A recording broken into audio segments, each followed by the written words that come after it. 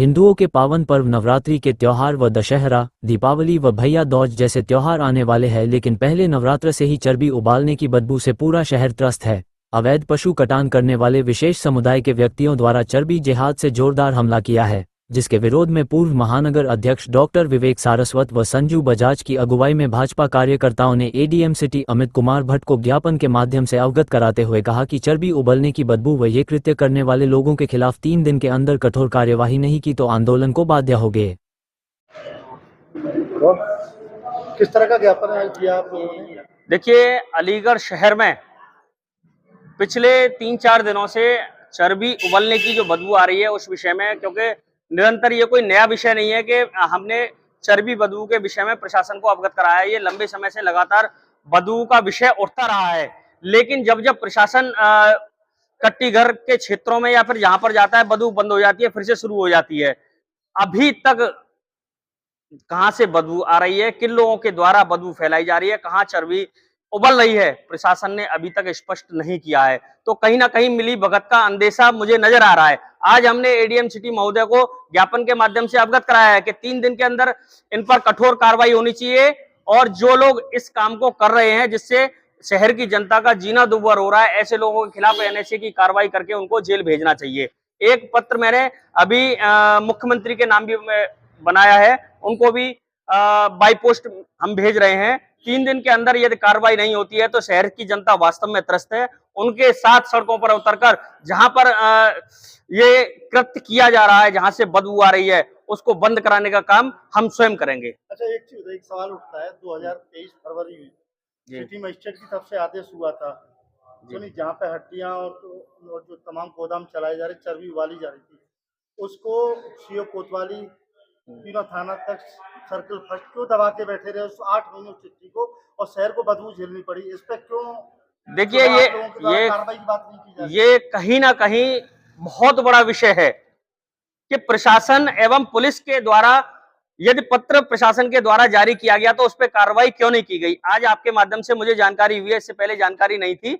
इस विषय में भी अभी हम प्रशासन से डीएम साहब से मिलकर वार्ता करेंगे। कहीं ना कहीं तो हीला हवाली चल रही है, बिना पुलिस और प्रशासन की उसके ये काम नहीं हो सकता है।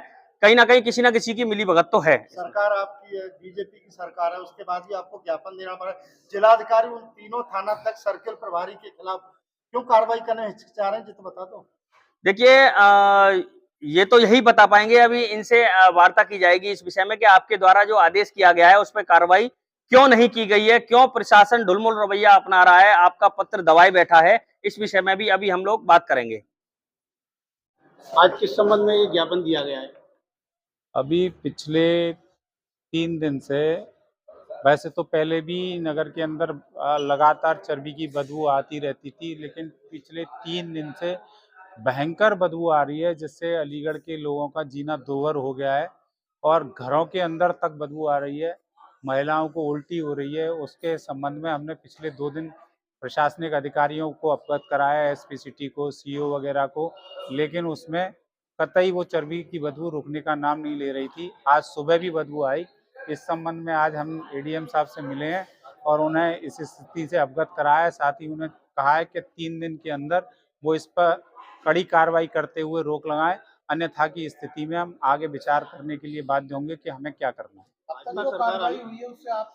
अभी तक हम संतुष्ट नहीं। अगर ये कार्रवाई हुई होती तो कहीं ना कहीं उसके परिणाम निकलते हैं। अभी कोई ये क्षेत्र ये सारा क्षेत्र है आपका, कोतवाली का, दहली गेट का, रोरावर्ड क्षेत्र है। ये सारे क्षेत्र में से भयंकर बदबू आ रही है और वहाँ ना रहना मुश्किल हो गया।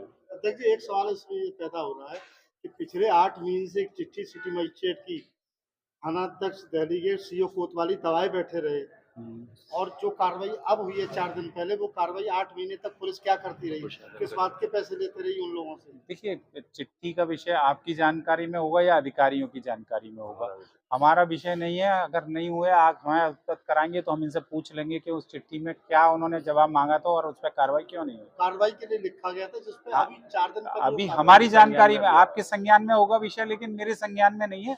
लेकिन अगर कोई इस प्रकार की कार्रवाई की चिट्ठी है तो उस पर कार्रवाई होनी चाहिए।